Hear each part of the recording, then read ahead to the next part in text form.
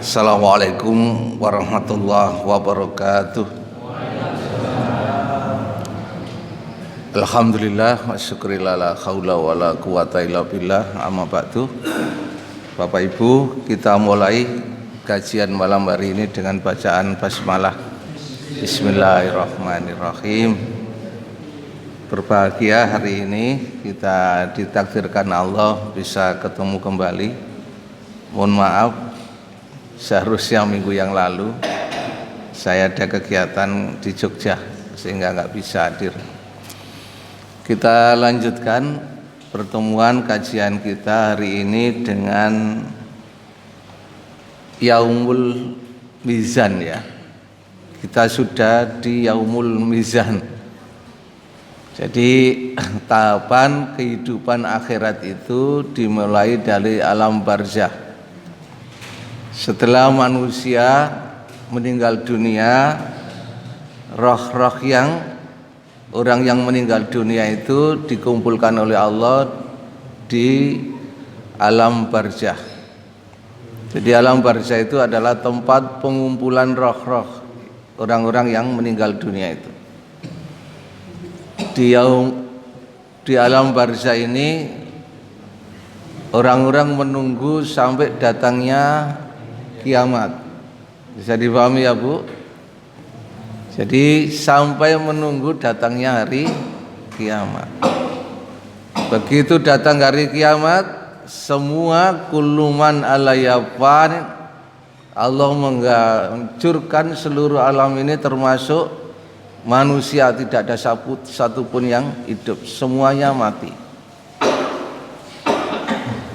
Baru Allah menyuruh malaikat Israfil meniupkan trompet yang kedua, maka bangkitlah manusia dari alam barzakh itu, dari kuburnya bahasa kita, ditemukanlah antara roh itu dengan jasadnya yang namanya Yaumul Ba'ats, hari kebangkitan. Seluruh manusia dibangkitkan oleh Allah pada waktu Yaumul Ba'ats itu. Kita sudah pahami bersama, ketika dibangkitkan itu manusia bentuknya, wujudnya, rupanya itu sesuai dengan amal yang dilakukan ketika di dunia. Kita sudah bahas hampir ada berapa itu, 12 macam itu ya, bentuk, rupa, wajah daripada manusia pada saat itu. Di Yaumul Ba'ats ini dibangkitkan, maka setelah manusia berkumpul menuju yang namanya Yaumul Hasyr, yaitu dikumpulkan di padang mahsyar. Kita sudah lewati itu. Di padang mahsyar itu manusia dimintai bertanggung jawab oleh Allah. Ada beberapa kemarin pertanyaan itu di Yaumul Hasyr itu, padang mahsyar itu. Di antaranya ada hadis la tazulu qadamu abdin yaumal qiyamah hatta yus'ala an arba'in. Kakinya manusia itu di padang mahsyar itu tidak akan bisa digerakkan kecuali bisa menjawab 4 pertanyaan. Di antaranya an umri bima afnahu. Kita sudah bahas masalah umur itu. Wa an ilmihi mata amalafi, tentang ilmu. Ditanya lagi tentang oleh Allah tentang wa an mali min aina iktasabahu wa fima anfaqahu, dari mana harta bendamu kamu dapatkan dan kamu gunakan untuk apa. Termasuk nanti ditanya tentang jismi, jasad kita, tubuh kita, kecantikan kita, kegandengan kita, kegagahan kita, itu nanti akan dimintai pertanggung jawab. Makanya sing gandeng-gandeng, sing cantik-cantik itu siap-siap nanti akan dimintai pertanggungan jawab oleh Allah. Di Yaumul Hasyr ini Allah mendekatkan matahari sehingga banyak orang yang pada saat itu mandi keringat. Ada yang sampai di kaki, sampai di paha, sampai di tubuhnya, bahkan sampai ada yang tenggelam dengan keringatnya. Nah, di situ Allah memberikan perlindungan, namanya ada 7 golongan. yang tidak bisa diikuti dengan yang lain, dalam artian hanya dimiliki oleh orang-orang yang melakukan amal kebajikan di dunia. Salah satunya adalah rajulun, orang yang hatinya itu mu'allaqah fil masajid, hatinya senantiasa apa? Iya, digantungkan di masjid. Termasuk orang yang senantiasa bersedekah, itu nanti akan dinaungi oleh Allah di hari yaumul hasyr.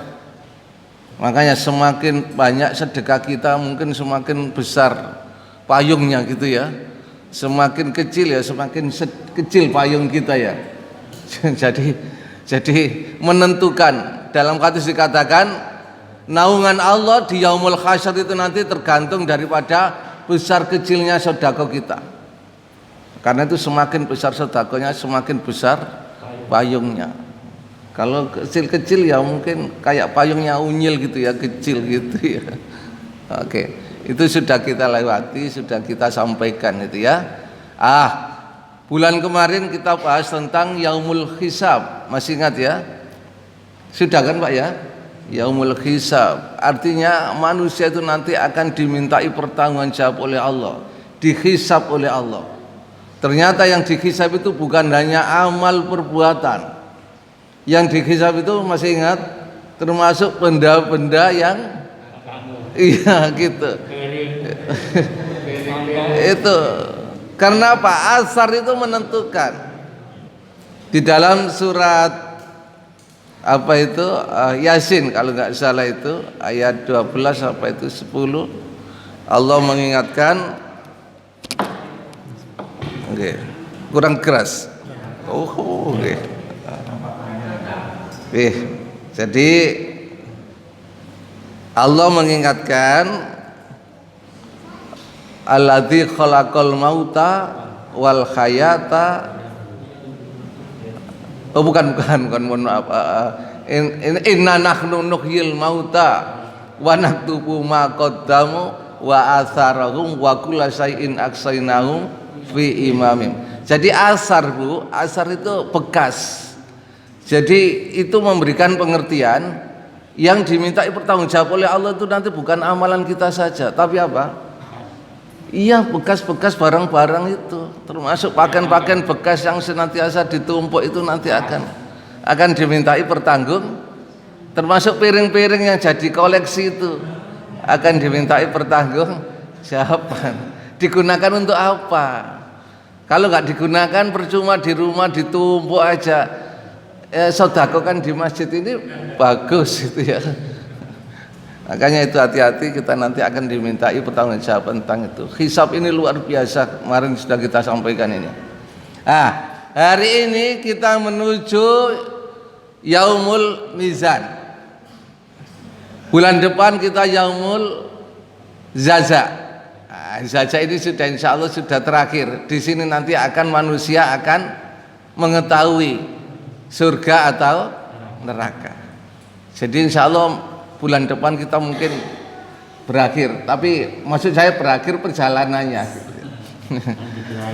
Jadi mengapa perjalanan menuju akhirat ini penting untuk kita ketahui? Setidak-tidaknya kita nanti kalau sudah meninggal itu tahu, oh ini yang namanya yaumul mizan itu. Tahu daripada nggak tahu sama sekali. Perkara jenengan percaya atau tidak, itu jangan-jangan cerita, nggak apa-apa.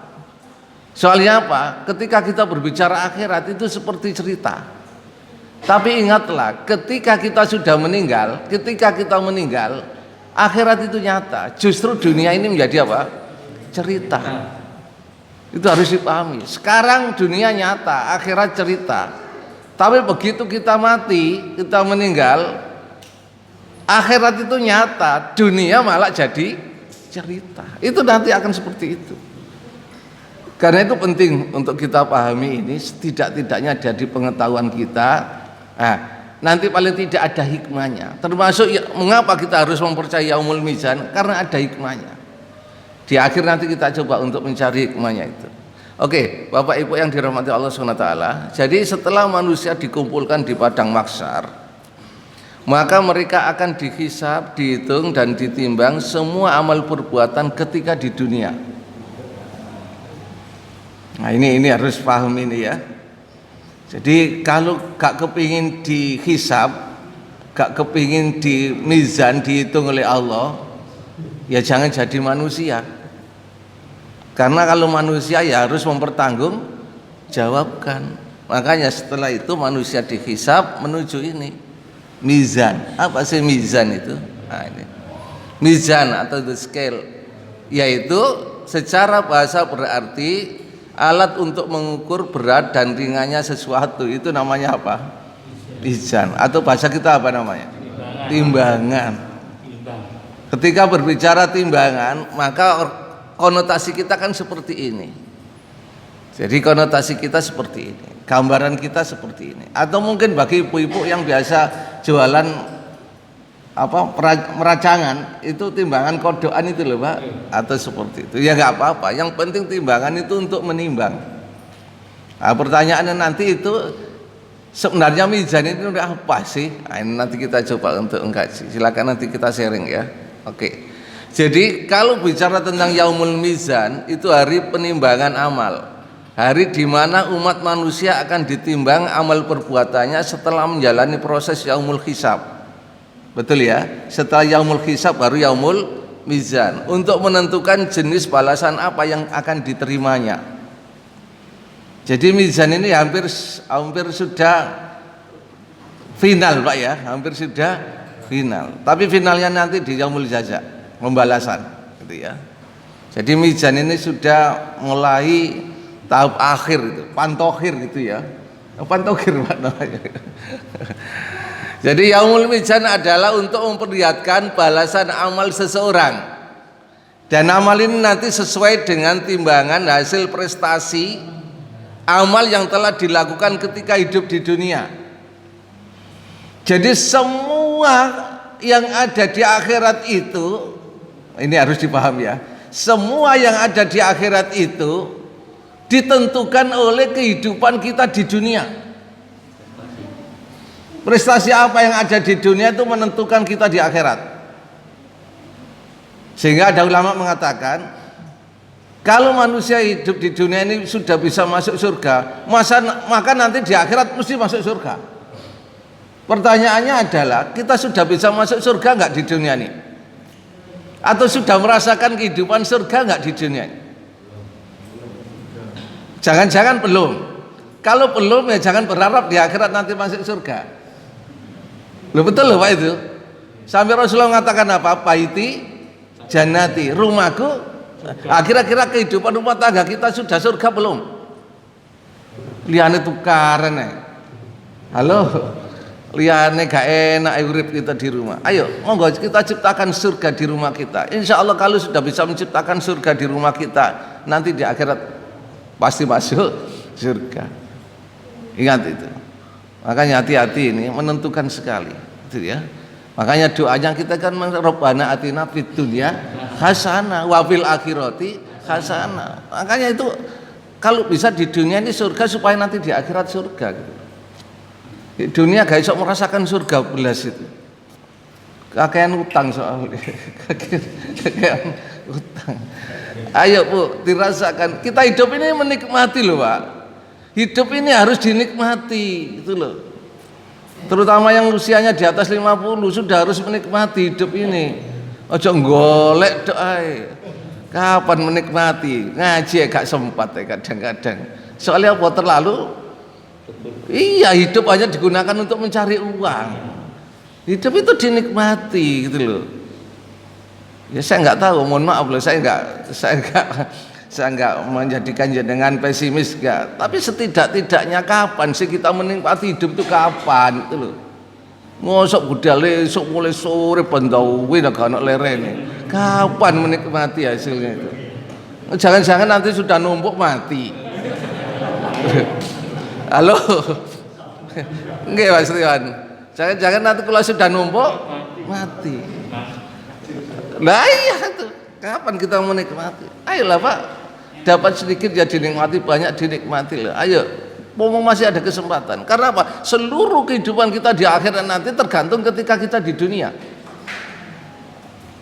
Sampai ada ulama mengatakan ad-dunya majra'atul akhirat. Dunia ini adalah jembatan menuju akhirat.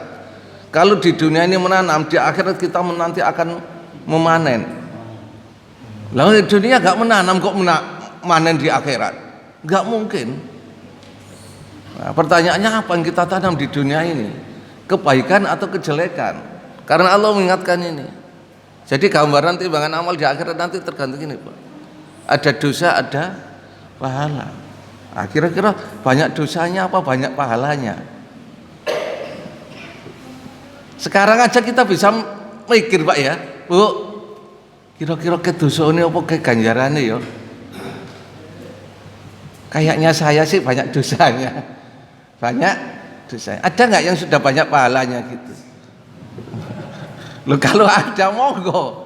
Tapi Allah mengatakan di dalam Al-Qur'an, am hasibtum an tadkhulul jannah. Apa kamu mengira sudah merasa banyak pahalamu masuk surga? Walama ya'lamillahu ladina jahatu minkum wa ya'lamas sabirin. Kan ada itu. Dilanjut Pak ya. Jadi am hasibtum an tadkhulul jannah. Apakah kamu mengira mau masuk surga dengan pahalamu? Padahal Allah mengatakan apa? Walama ya'lamillahu ladina jahatu minkum. Padahal Allah belum melihat ada kesungguhan di dalam dirimu untuk melakukan amal ibadah. Wa ya'lamas sabirin, dan Allah belum melihat kamu itu termasuk orang yang sabar. Jadi mohon maaf, surga tidak ditentukan dari pahala. Surga ditentukan dari jihad kita dan kesabaran kita. Jadi jangan mengatakan wis kakean ganjaran aku, kajiku wis ping 3, wis luwe-luwe. Jangan, karena ganjaran enggak menentukan seseorang masuk surga. Yang menentukan masuk surga itu adalah jihad dan kesabaran kita kalau menurut Al-Qur'an. Oke, Bapak Ibu, mizan. Kalau kita lihat di dalam surat Al-Mu'minun, Allah mengingatkan faman sakulat mawazinu faulaika humul muflihun. Barang siapa yang sakulat mawazinu, timbangannya berat, artinya abot gitu ya. Faulaika humul muflihun, maka dia akan menjadi orang yang muflih, apa? Orang yang beruntung, orang yang berbahagia. Wa man khaffat mawazinuhu, bagi apa yang timbangannya ringan, enteng, faulaikal ladzina khasyiru anfusahum fi jahannam khalidun. Maka dia termasuk orang-orang yang rugi dan tempatnya di mana itu? Jahanam, neraka jahanam khalidun yang kekal. Nah, sama dengan surat Al-Qari'ah ayat 6 sampai 9. Fa amma man thaqulat mawazinu fa huwa fi 'isyati radiyah. Wa amma man khaffat mawazinu fa ummuhu hawiyah. Kan ada itu ya. Jadi timbangan ini nanti menentukan apakah kita ini orang yang rugi atau orang yang untung. Makanya disebut timbangan itu akan menentukan kerugian dan keuntungan kita. Tanpa ada timbangan nggak mungkin kita tahu. Karena itu pertanyaannya, sebelum kita bahas tentang apa yang ditimbang, ketahuilah bahwasanya keadaan manusia di yaumul mizan itu nanti, sebagaimana sabdanya Rasulullah, sudah bisa dibayangkan betapa tercekam. Oh, tercekam. Maaf, di sini saya kok nggak bisa nyala masalahnya. Betapa tercekamnya suasana hati manusia saat itu. Mereka begitu tegang melihat hasil penimbangan amal masing-masing dan akan menentukan nasib mereka selanjutnya, apa menuju surga atau harus masuk neraka. Jadi setiap orang itu nanti apa Pak? Ya begitu takut dan mencekam. Duh, apa iki? Kan gitu ya. Karena sudah bisa dilihat. Kalau itu nanti pakai timbangan ini antara jelek dan baik, itu nanti jelek ya sudah, baik ya sudah. Makanya orang melihat yaumul mizan ini nanti nggak ada satu pun yang ngomong-ngomongan gak iso Pak. Semuanya apa? Oh, iya. Begitu di enter langsung minus. Nah sudah. Kalau plus, alhamdulillah. Kalau minus, makanya nanti kita coba untuk apakah amalan kita nanti memberatkan timbangan atau meringankan timbangan. Kita coba untuk melihat situ. Baik, Bapak Ibu. Jadi kondisi di Yaumul Mizan ini, orang-orang yang berat timbangannya akan berada dalam kehidupan yang memuaskan, dan orang-orang yang ringan timbangannya tempat kembalinya adalah neraka hawiyah. Wa ma adraka ma hiya narun hamiyah. Masya Allah, api yang menyala. Makanya kondisi di Yaumul Mizan itu apa ya, mencekam Pak. Kalau Yaumul Hasr sih semuanya bisa kan ya. Yaumul Hisab sama, semua nanti sendiri-sendiri. Jadi Yaumul Hisab itu nanti sendiri-sendiri loh Pak. Wattaqu yaumal la tajzi nafsun an nafsin syai'a. Manusia nanti akan mempertanggungjawabkan sendiri-sendiri. Tapi begitu Yaumul Mizan nanti semua orang melihat. Karena apa? Kan tinggal ditimbang aja itu nanti. Jadi kita nanti akan dilihat orang, syarikat timbangannya abot gitu ya. Tapi anak sing timbangannya enteng, wah kita tahu. Semua orang nanti tahu karena diperlihatkan. Itulah kebesaran Allah, tidak ada yang ditutupi. Nah, kita kadang-kadang menentukan sesuatu ditutupi. Mizan nanti ya. Nah, pertanyaannya apa sih yang ditimbang saat Yaumul Mizan ini? Jadi yang ditimbang itu Bapak Ibu, ada ulama mengatakan 3. Ada amal perbuatan, ada orangnya yang ditimbang, ada lembaran amalnya. Artinya orang yang berbuat itu. Jadi nanti yang ditimbang itu amal perbuatannya saja, atau sak wonge pisan, atau lembaran amalnya saja. Karena itu para ulama menafsirkan timbangan itu ada 3. Jadi yang benar itu ditimbang apa dipertimbangkan. Kalau kertas bekas itu dipertimbangkan, dijual itu Pak, dipertimbangkan. Dijual di rosokan itu loh Pak, dipertimbangkan. Enggak guyon. Jadi amalan kita itu nanti ditimbang apa dipertimbangkan sih? Ulama berselisih pendapat, tapi saya yakin sama-sama benarnya dan sama-sama punya argumentasinya, ada dasarnya. Kalau ditimbang memang ayatnya fa amman thaqulat mawazinu, kan gitu ya.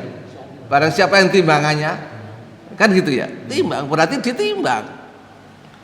Tapi banyak ulama mengatakan dipertimbangkan. Mengapa dipertimbangkan? Karena ada amalan itu tidak kuantitatif, tapi apa? Kualitatif. Oh itu. Paham ini ya? Jadi dalam hidup ini ada kualitas dan ada nek kuantitas itu jumlah, nek kualitas itu mutu. Lah nek mutu ya gak iso ditimbang. Nek mutu dipertimbangkan, nek kuantitas jumlah ditimbang. Ya mohon maaf, sing lemu ambek sing kuru iku ditimbang. Tapi sing pinter ambek sing goblok dipertimbangkan. Loh itu. Makanya saya kok setuju, nggak apa-apa orang mengatakan ditimbang amalnya, nggak apa-apa.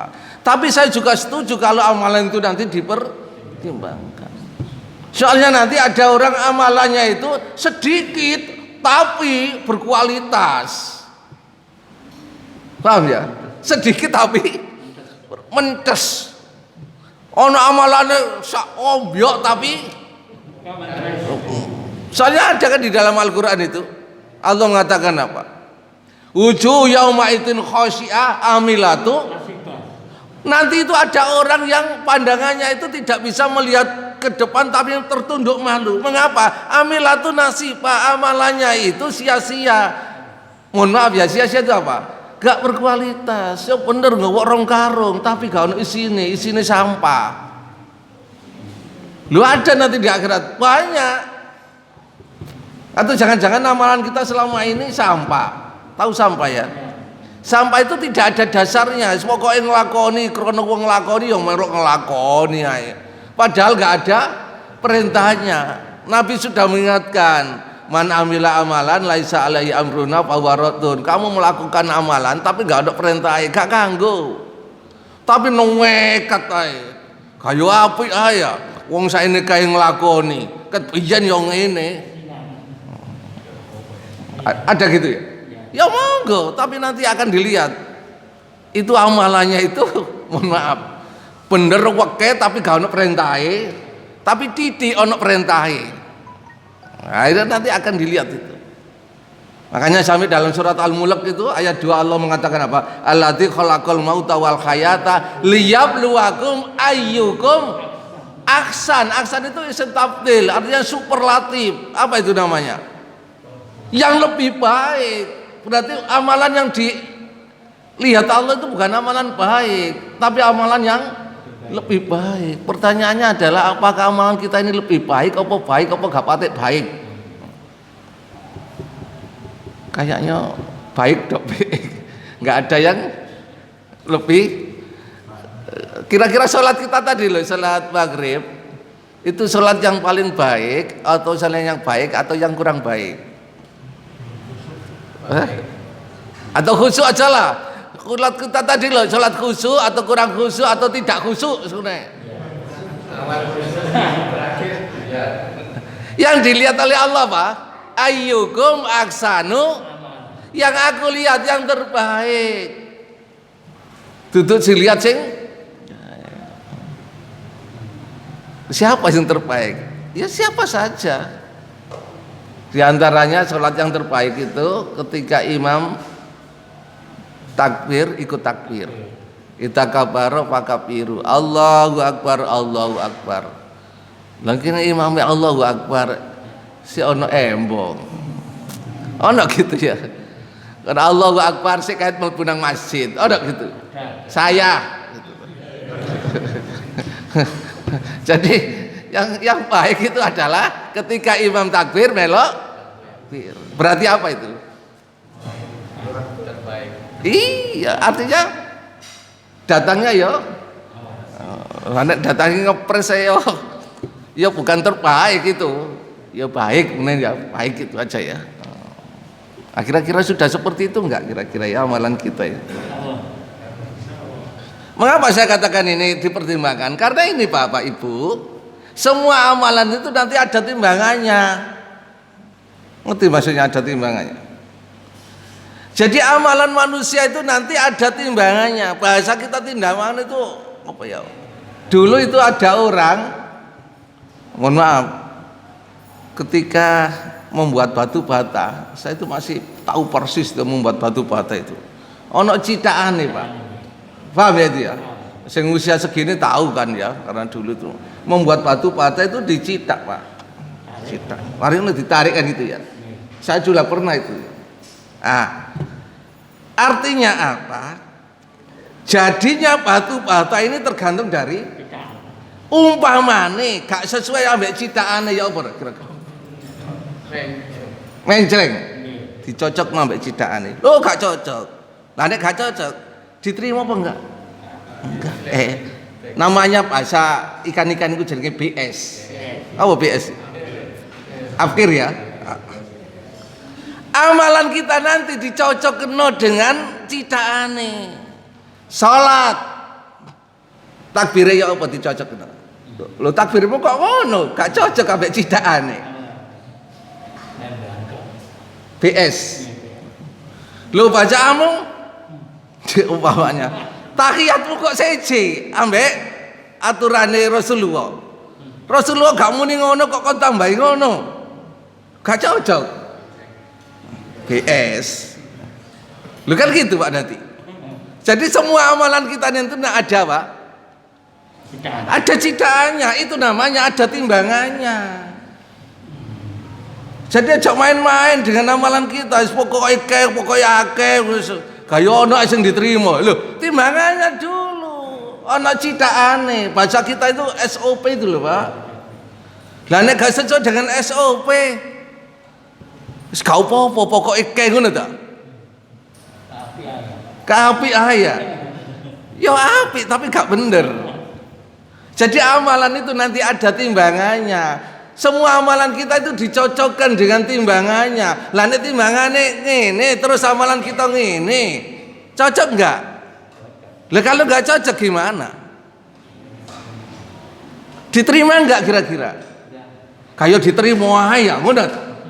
Itu kan omongan kita. Bagi Allah enggak, innallaha syari'ul hisab. Hisabnya Allah itu enggak bisa diganggu gugat, syari itu. Sangat teliti. Makanya Al-Quran jelas mengatakan dalam surat Al-Baqarah 48 itu dikatakan apa? Wattaqu yaumal la tajzi nafsun an nafsin syai'a wala yuqbalu minha syafa'atun ya wala yukhadhu adlun, kan itu ya. Artinya tidak ada satupun orang yang bisa mencampuri ketika Allah menimbang amalan kita. Tidak ada yang bisa menyogok itu ya. Walahum yunsurun, dan tidak ada yang bisa membantu karena gak bisa diajak kompromi. Jadi malaikat Allah itu apa? Syadidun apa itu? Oh, ada dalam Al-Quran itu wattaqu, dan takutlah kepada siksa Allah, kan ada itu loh Pak, manusia di dalam neraka itu isinya itu loh, ada batu dan hijaro tuh, wattaqu apa itu wal hijaro uiddat, ada gitu ya. Jadi isinya neraka itu adalah batu dan bahan bakarnya adalah batu dan manusia, kan itu ya. Terus di dalamnya itu ada di dalamnya itu alayya malaikatu hilatun sidatun layaksuna ma'amarallah, kan ada itu. Jadi malaikat Allah itu tidak ada satu pun yang bisa diajak kompromi. Hilal sidatun sangat apa? Sangat kejam sekali ketika itu. Ya nek di sini tambahno didik ae gak apa-apa, kan itu ya. Kok tak dadekno apa itu jenenge komisaris, iso gitu ya. Tapi di akhirat nggak bisa. Makanya semua amalan kita nanti akan dipertimbangkan oleh Allah karena ada timbangannya. Jadi Bu, Pak, mulai sekarang jangan coba-coba melakukan amalan sing gak ono perintahi. Karena apa? Semua amalan itu nanti akan dicocokkan dengan timbangannya. Citaane dicocok, salatmu dicocok sampai citaane.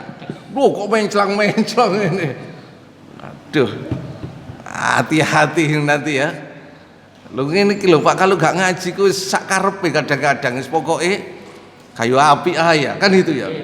Kayu api ae. Mosok wong saiki kae salah. Sing nglakoni lho niku. Saya nggak ngomong gitu. Kan gitu kadang-kadang. Kok powi jadi ku yo ngene. Sadurunge awakmu lahir, sadurunge al-amin niku piye niku? Yo ngene, mbah-mbahmu piye niku?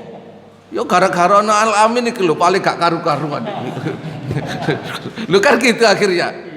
Padahal kita itu gak ada kaitannya apa-apa. Kita itu meluruskan amalan kita itu nanti akan ono citaane, ono timbangane. Kalau gak cocok dengan timbangannya, kira-kira nanti diterima Allah apa enggak?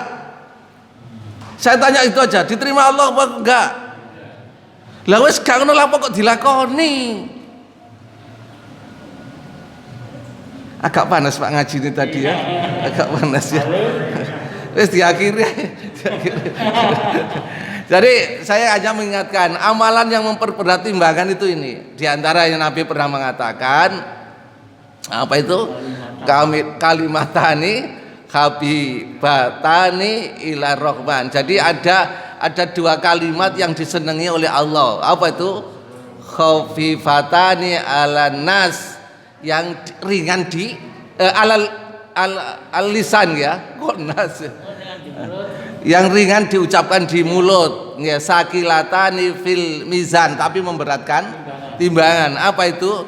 bacalah subhanallah wa bihamdihi subhanallahil azim. Bu, amalkan ini memberatkan timbangan nek diucapno daripada menyanyi ae muniki ae ya. Halo, apa itu subhanallah wa bihamdihi nggih subhanallahil maha suci Allah yang apa wa bihamdi segala puja-pujian itu bagi Allah ya subhanal azim dan maha suci Allah yang azim yang maha besar. Yang belas ya baca ini aja lah subhanallah hamdi subhanallahil azim terus gini. Karena apa? Ringan diucapkan di lisan tapi berat itu. Itu kalau mau mengucapkan ini. Iya, zikir kita seperti ini ya. Ojo yang lain-lain ini katanya Rasulullah. Tidak sok ini. Oke. Sedangkan amalan yang memperingan, apa memperingan ini? Senggarakno timbangan kita itu apa, Bu? Enteng ya. Apa? Rasulullah mengingatkan ini. Hati-hati loh. Apa ini? Muflis. Ada kata sini. Apa itu muflis? Coba ini. Apa Pak? Sudah. Oh, sudah. Sudah selesai kok ini. Jadi muflis itu adalah perbuatan yang meringankan timbangan kita di yaumil mizan. Hadisnya sok ini jelas. Banyak, terlalu banyak, langsung aja intinya ini Pak ini. Jadi nanti ketika Rasulullah ngomong, tahukah kamu siapa itu muflis? Sahabat bertanya, orang yang rugi itu Rasulullah, yaitu orang yang pada saat itu nggak punya uang, orang yang usahanya bangkrut, orang apa katanya Rasulullah? Yang disebut muflis itu adalah mereka yang datang pada hari kiamat itu nanti membawa pahala sholat, pahala puasa, pahala zakat. Tapi dia juga dalam masa yang sama dengan membawa dosa, menghina orang, menuduh orang, memakan harta orang lain, membunuh dan memukul orang.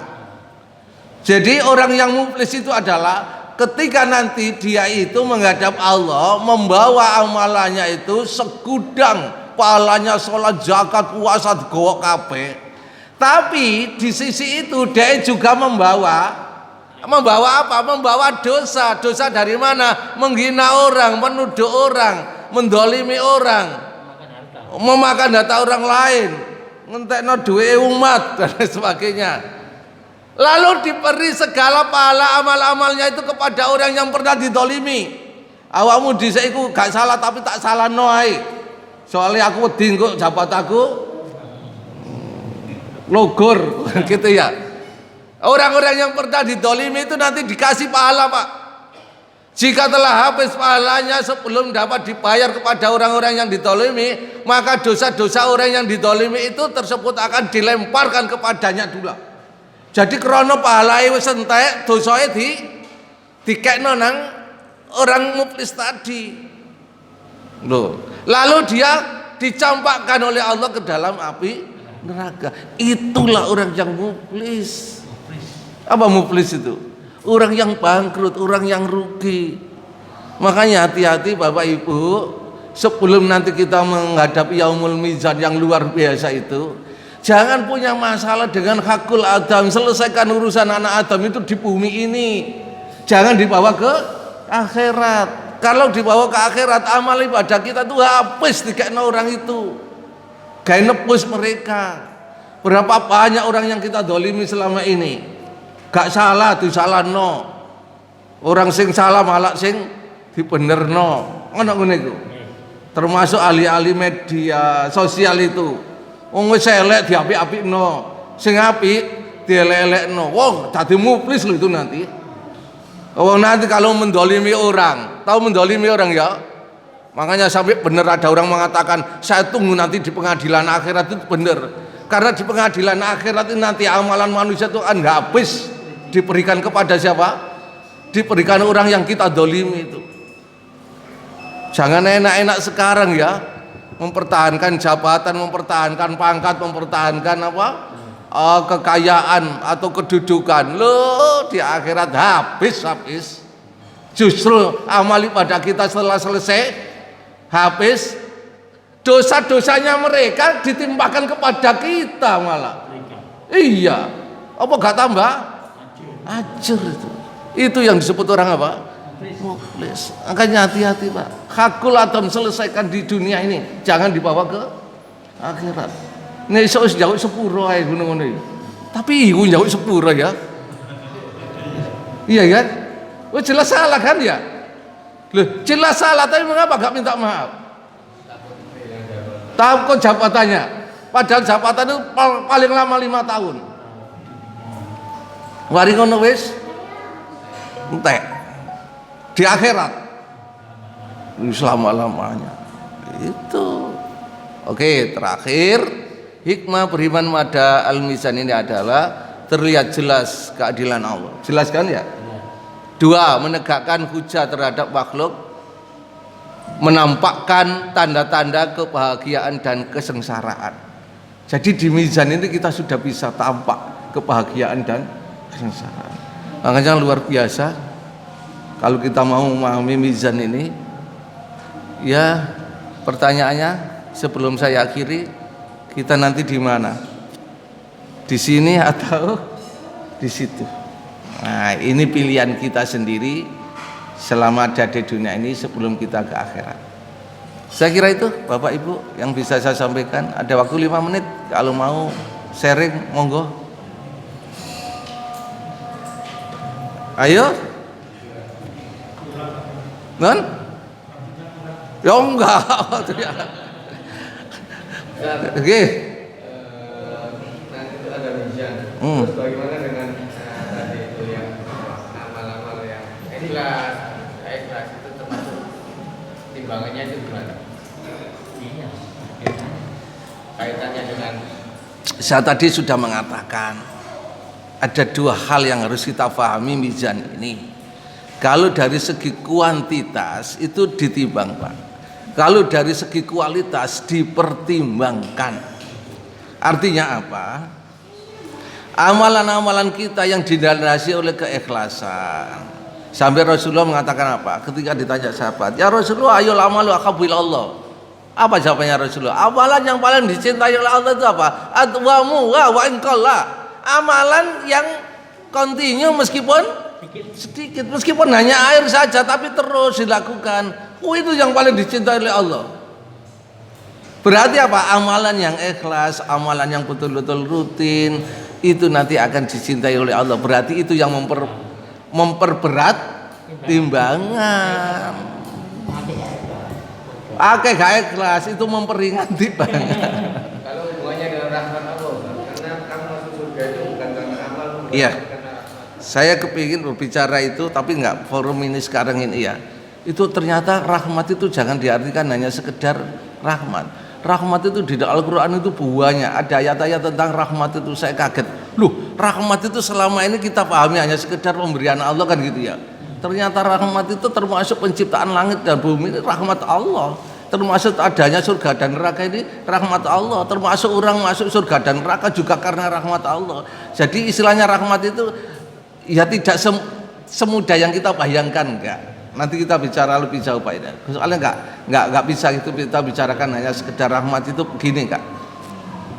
Soalnya ada kata katakan bukan karena pahalanya kamu masuk surga, tapi karena apa? Rahmat Allah kan gitu ya.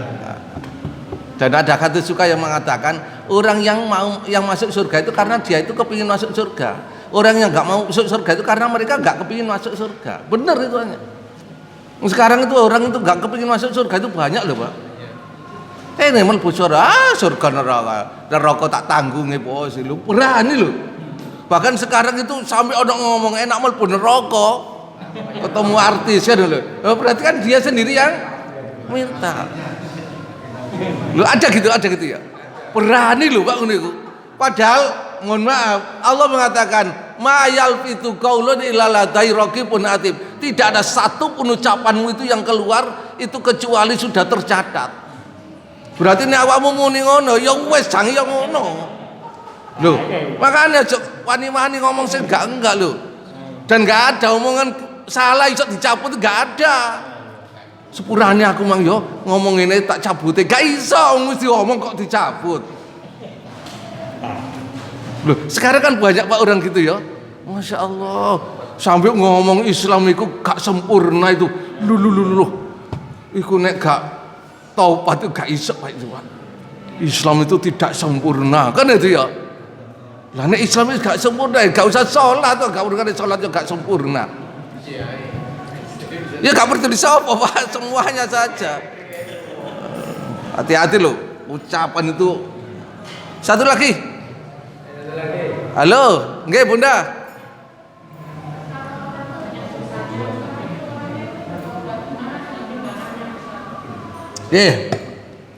Di dalam kitab Riyadhus Shalihin bab awal itu diungkapkan oleh pengarangnya bahwasanya ada orang membunuh 99 orang, kan ada itu ya.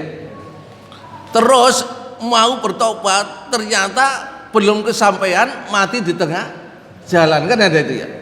Atau hadis itu panjang betul itu, 2 halaman itu. Apa katanya? Setelah diukur dan lain sebagainya, ternyata dia itu ahli surga loh. Ahli surga, bukan ahli neraka. Karena apa? Iya, jalan untuk menuju taubat itu sudah dekat daripada jalan yang dilewati tadi. Nah, ini menunjukkan amalan itu Bu dipertimbangkan, bukan ditimbang. Nah, ditimbang yo ke dosane. Tapi dipertimbang bener mateni wong 99, tapi semangat untuk tobat itu mengalahkan apa? Mengalahkan dosa-dosanya itu. Sehingga orang ini disebut ahli surga. Makanya kalau orang itu sudah diampuni oleh Allah, ya sudah selesai. Jadi yang penting hidup ini ayo mencari ampunan Allah, wis iku tok aja sudah. Soalnya apa? Dosa-dosa kita itu nek wis diampuni Allah sudah selesai sudah. Jadi dosa itu memang nggak bisa hilang Bu ya. Contohnya apa? Kita pernah nggak melakukan perbuatan jelek, maksiat? Pernah nggak? Masih ingat nggak? Ingat. Ya itu namanya dosa. Bisa hilang nggak? Gak bisa. Tapi kalau sudah diampuni oleh Allah, ya sudah diampuni. Nah, pertanyaannya, Allah sudah mengampuni kita apa enggak? Loh. Makanya saya kurang setuju nek dosa itu hanya dihapus dengan istighfar, itu kurang setuju saya. Loh, istighfar itu kan ucapan, Pak, pengakuan kan? Tapi kan belum dilakukan. Coba nanti lihat surat Toha ayat 82. Wa inni laghaffarun liman taba wa amana wa amila sholihah tsumahtada. Allah itu yang ngomong. Dan aku akan mengampuni hambaku siapa? Liman taba, orang yang tobat. Akan diampuni. Tobat dok? Enggak. Wa amanah, dan betul-betul beriman kepada Allah. 3. Wa amilan sholihan, melakukan amal soleh. 4. Tsumahtada, dan senantiasa istiqomah melakukan kebenaran. Itu baru diampuni. Lana istighfar, mari nyolong, astagfirullahaladzim, astagfirullah, mari nyolong aku. Ya mohon maaf, astagfirullah itu pengakuan, belum. Iya, sama dengan syukur. Syukur itu kan sabrul abdi jami'a ma amanallah ila ma khuliqa li ajri. Syukur itu melakukan perbuatan dalam rangka melakukan ibadah kepada Allah. Dikai kekayaan, syukur ya apa? Dilakukan infak mengharapkan ridho Allah. Iku jenenge syukur. Lah nek muni alhamdulillah iku sik pernyataan. Apa pernyataannya? Jika oleh rezeki nopo alhamdulillah lah po. Gak nyiprat belas. Ya gorong syukur. Nek wis nyiprat baru syukur. Bisa dipahami ya? Jadi karena itu Bu, Pak, tolonglah ojo hanya sekedar apa tadi? Astagfirullah ping 1000 ya. Astagfirullah. Belum. Kalau nggak percaya lihat surat Toha tadi. Kaget saya. Lu ternyata duduk istighfar sing diampuni, kudu nglakoni apa tadi? 4 syarat. Pertanyaannya kita sudah melakukan 4 itu belum? Apanya? Bentar Pak. 82 ya? Insya Allah 82. Yes, engko nek gane 83. Lupa saya, tapi ayatnya hafal saya. Terakhir. Cukup? Kayaknya kepingin tanya tapi wedi dhewe aku iki. Tapi enak Bu ya, insya Allah ya, dengan adanya gini paling tidak kita sudah melakukan ziarah Pak ya, ziarah nang akhirat. Kita sudah masuk Yaumul Mizan loh Pak ini. Ya bulan depan Yaumul Zaza. Aduh, Yaumul Zaza itu nanti sudah di situ nanti panisem ya, ada istilahnya panisem itu sudah ada ya panisem. Hukuman apa reward di situ nanti ya. Cukup Bu, Pak nggih? Nggih. Bapak Ibu yang dirahmati Allah Subhanahu wa taala, demikian kajian yang bisa kami sampaikan hari ini.